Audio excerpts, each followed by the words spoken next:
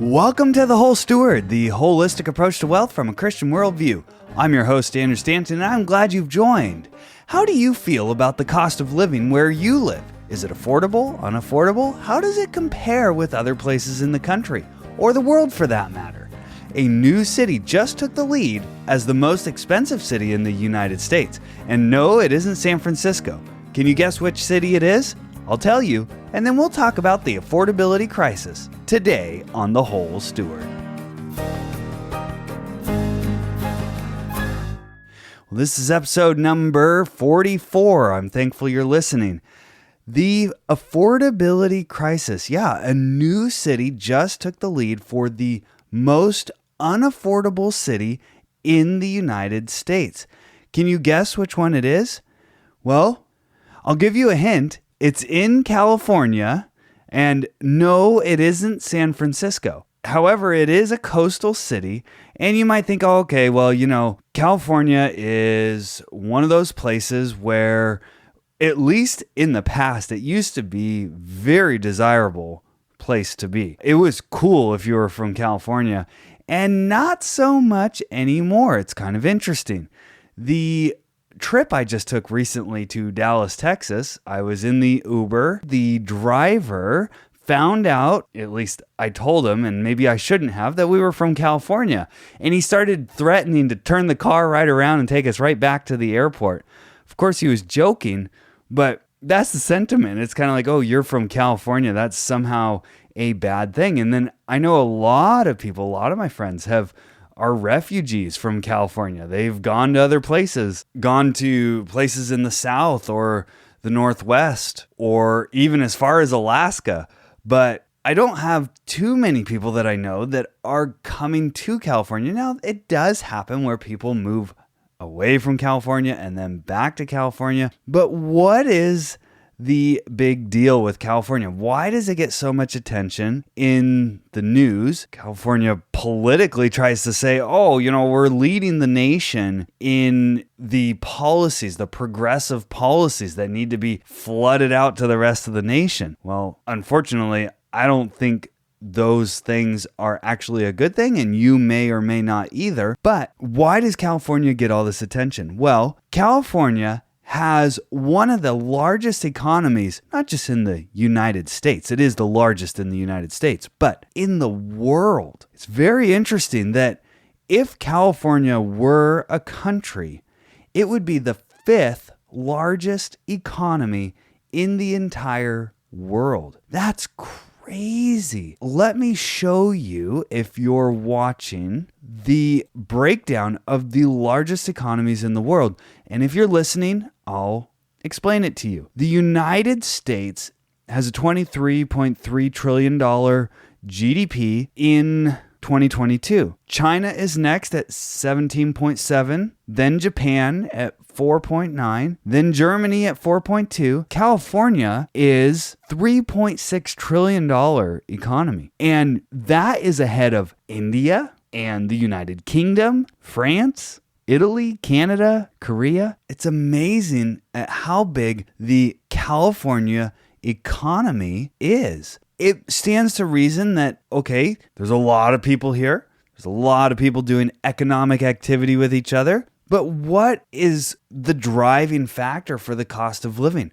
Why is it so high? And why is it that this new city that's taken the lead takes the lead as the most unaffordable city in the United States? Well, let's get down to what the rankings of the affordability of cities in the United States and the world actually is. Well, if you haven't guessed it by now, it's actually my home city, San Diego. Yes, according to U.S. News and World Report, San Diego is number one in the most expensive places to live. I have a large part of my network, having been born and raised here, who live in San Diego, and we all live in the most expensive place to live. Now, I live in a city that is in San Diego County. It's not San Diego proper. I do have a brother-in-law that lives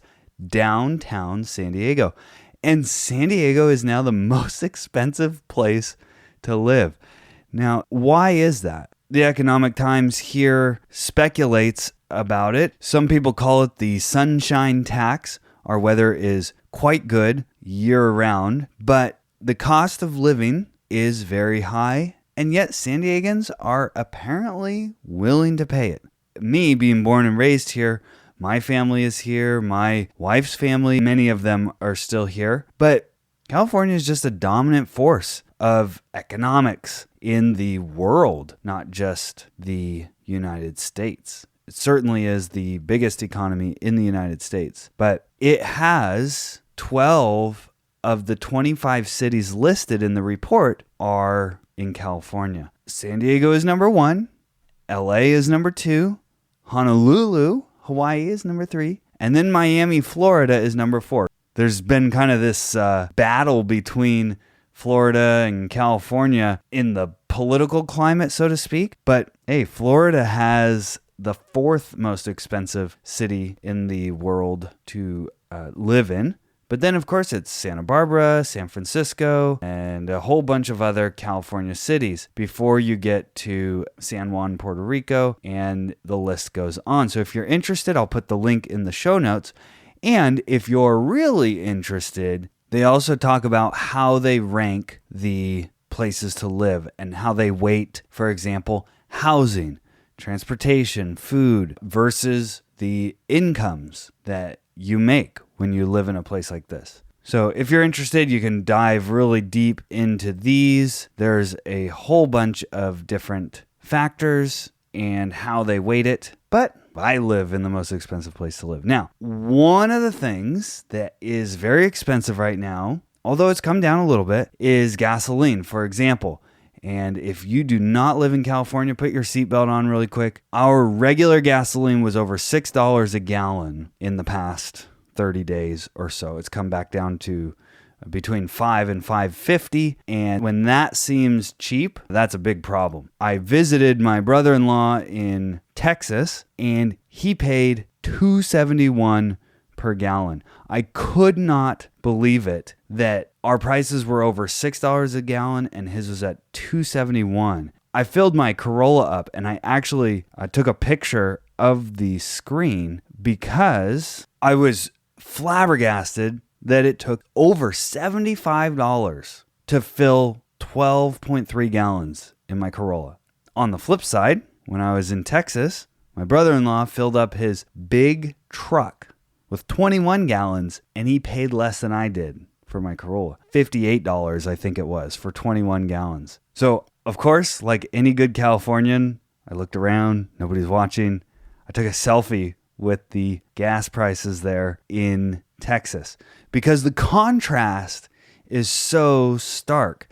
So, of course, one of the reasons I do the whole Steward is to learn. So I go on a little bit of a journey, and I don't know everything about this, but I started getting curious. So why is California gas so expensive? Well, there's various reasons, and of course, everybody kind of argues about it. The prices are over $6 a gallon, and when they were, we had our governor saying we expect to see those prices begin to decline over the course of the next few weeks, which he turned out to be correct. But why? Well, Patrick DeHaan from the Petroleum Analysis for Gas Buddy said there's a lot that's going wrong. First, the rising price of oil, but the lack of refining capacity, a special blend that's only required in California, high taxes, a cap and trade program, all of that. When prices are running normally, California is still about $1 a gallon above everyone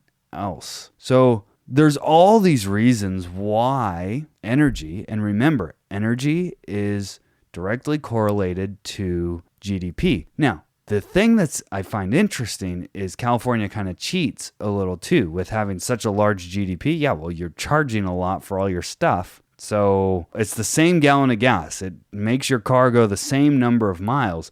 It just costs well over twice what it costs in other states. Now, it's not actually the same gallon of gas, and that's what I've learned, but it's also taxed pretty high. So if you look at the taxes, we have the infamous California gas tax, which a bunch of people voted to raise recently. Very interesting. But anyways, it's supposed to go to fixing the roads and all that stuff. If you've driven on California roads, once in a while you get to drive on a nice road, but a lot of times you're driving over potholes. And I have my whole route to and from my house where I know where the potholes are, and I'm already moving my car over the side of the road to get around them. They've been there for a long time. You kind of learn the roads. You learn the potholes. I don't know how well it's going. I don't know what they're doing with that money. But anyways, we're paying apparently 51 cents a gallon in taxes to apparently fix roads. Now, California is not the highest gas tax. I found it interesting that Pennsylvania was at 57.6 cents per gallon. Now, the other thing I learned was that since 1992, beyond imposing various taxes and fees, California governments are doing other things that raise the cost of gasoline at the pump. Since 1992, California has required gas stations to sell a special gasoline blend that reduces smog. Recently, the Wall Street Journal reported that the California blend adds between 10 and 15 cents to the state's gas prices as well. Of course, they have the summer blend and the winter blend, and apparently the refineries are here in California, and they weren't all running at full capacity. So we saw really high gas prices. That's just a part of the cost of living. We've talked about the cost of housing compared to the incomes. And if you didn't catch that, go back and listen to episode number 22. I do a breakdown of compared to what? Well, when you compare housing to incomes, you can see huge discrepancies between a city like San Diego and other cities, maybe like the Midwest or the South. Now, I will say that California has had a gross history of smog. So the controls that they put on California to control the smog, things like your catalytic converters on your cars and things like that, are a total nuisance, a total pain, and a total racket. But at the same time, the air has been significantly cleaned up. And I watched this video. If you're super interested in like old footage and old reporting on the matter, this video was super interesting. I'm just going to play a little clip for you. Listen in. Scientists simulated the atmosphere in chambers until the answers came. They discovered that smog was mainly ozone gas and very small particulate matter. It came from the burning of fuels and the emission of hydrocarbon vapors, cooked under stable air in warm sunlight. It was the recipe for a toxic soup.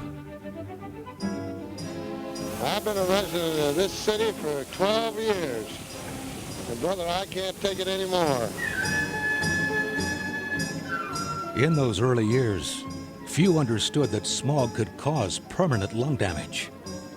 Fewer suspected that it came from thousands of different air pollution sources. No one imagined that it would take the next 50 years of science and politics to make substantial progress controlling smog. It would take concerned citizens working with local and state government to pass laws that protect the public from air pollution. And it would take academia and industry working together to create innovative engineering solutions to reduce air pollution emissions. So, you get to see a lot of old footage and kind of the progression of how the government and the citizens sought to address the issues. And one of the solutions proposed was like big fans up on the mountains to push the smog out of the valley, out of the LA basin. There are many reasons for it. And if you're interested, I'll leave the link in the description. But super interesting video. Hi, this is Gary Pinkerton with Gary's Gulch Podcast. You are listening to The Whole Steward with Andrew Stanton, one of the best researched shows by a man of true passion. Now that you know more, go out and grow more.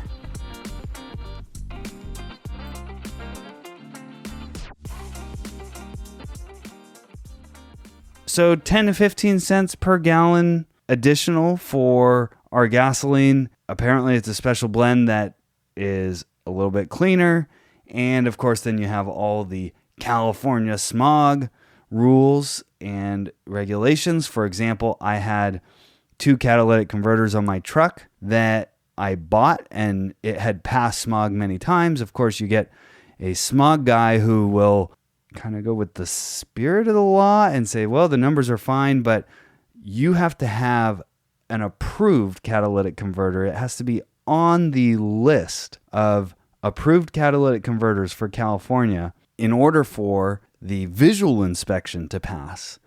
And I understand that it's basically, hey, we're not going to run all the tests. We're just going to spot check and then check that you have one of the catalytic converters that are approved on the list, and then you can pass, basically. But I didn't pass visual inspection. The truck passed with flying colors for smog, but guess what? I had to cut those cats out, throw them away, pay for brand new ones just to pass the visual inspection. And a lot of people say, well, you got the wrong smog guy. Yeah, well, if I found a guy who broke the rules, sure, then I could have passed smog. But there they are. Those are the rules. And it is solving a problem that isn't necessarily a bad problem to be solving. There are a lot of people in California. Again, I don't know why. I guess it's the sunshine tax. California used to be super cool to be in, but not anymore. And it's got the most expensive places to live in the whole country. Fossil fuels are great in terms of the energy that they provide, that they store, and obviously they're not a renewable source of energy, but they are what we have right now. And obviously everybody's looking really hard to find new ones, but that is our primary source of energy. That is oil and natural gas. And we've talked about that before. Go back and listen to the episodes on energy and the economy. I just found this very fascinating today. And if you're interested in the cost of housing versus either renting or owning, and the cost of housing compared to what? Compared to incomes, go back and listen to episode number 22, Rent versus Own. That's the one I was talking about there on the whole Steward. If you're worried about the cost of living, what can you do about it? Well, you might say, well, I want a raise from my boss. Well, instead of asking your boss for a raise, why don't you give yourself a raise? Take the bull by the horns, take control of your finances, and make investments that produce income. You can do that with cash flowing real estate. You can do it with active businesses that you're building. You can take charge of your destiny and create more value for others, create passive income through investments, deploy capital, and deploy your resources to give yourself a raise. If you're interested where I invest and the companies that I invest in, let me know, letters@thewholesteward.com. I'd be happy to share with you. And I have some exciting interviews coming up. I hope to share some of these solutions with you if you are interested in them. Finally, how do we wrap this all up? Well, I want to draw our attention to a man who lived 2,000 years ago, and that is Jesus Christ. We talk about economics, and we talk about the cost of living and traveling, and how energy has kind of transformed our ability to move and interact with one another. But when you think about the creator of the universe, when he was on this earth, what he did, it's very humbling to think about, because we are so wealthy and we are stewards of everything that we are taking care of on a daily basis, and yet we are to be Christ-like. And he lived a very particular life.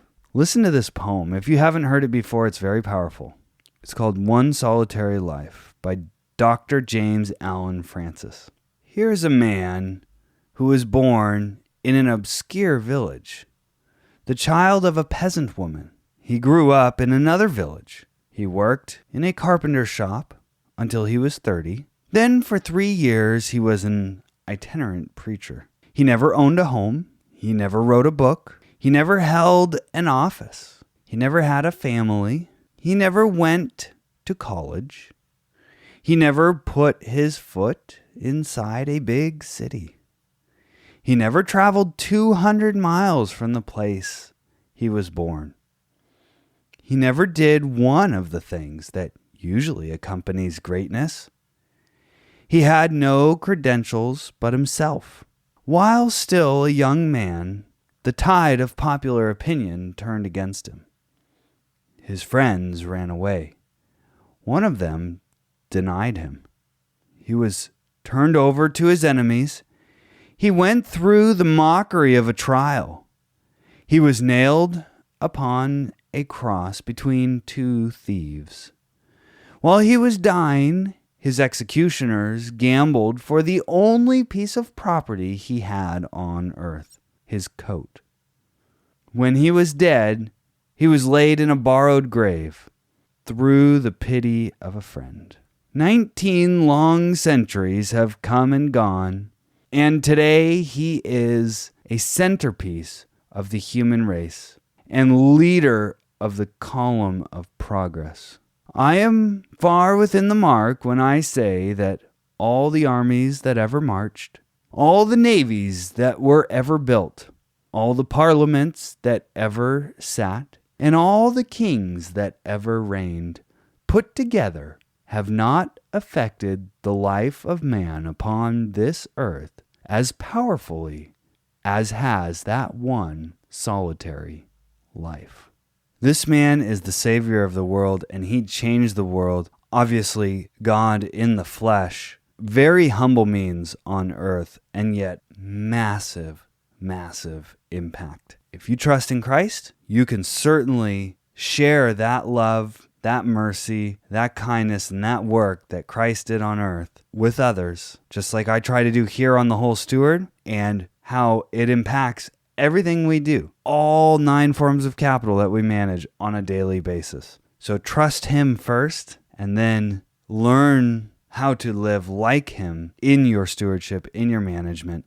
And coming up in the near future, I want to get back into the Wealth in the Bible series that we've done in the past. We'll be looking at Abraham, a little bit deeper dive. You might see some things that I know I've never seen before in terms of how he stewarded his wealth, and he's held up as the father of faith. So certainly we have some things to learn from him. I also have some exciting guests coming up in the near future, so please stay tuned, share with your friends, your family, get the word out. Give this a thumbs up if you liked the episode. I really appreciate hearing from you. You all know who you are, who give me that feedback. I appreciate that. We are still looking for reviews on the website itself. You can go to the website to leave a review, or you can send it to me directly. That really helps build the show, so please remember to do that. And now that you know more, go out and grow more. All content on The Whole Steward is for informational purposes only and must not be considered personal, professional, tax, or legal advice. Please consult an appropriate professional for individualized advice. Though we do our best to bring you reliable information, we make no guarantee on its accuracy, so you must rely on your own due diligence to draw your own conclusions. The views expressed by guests on the show are their own and may not represent that of the host. Please visit our website for complete terms and conditions.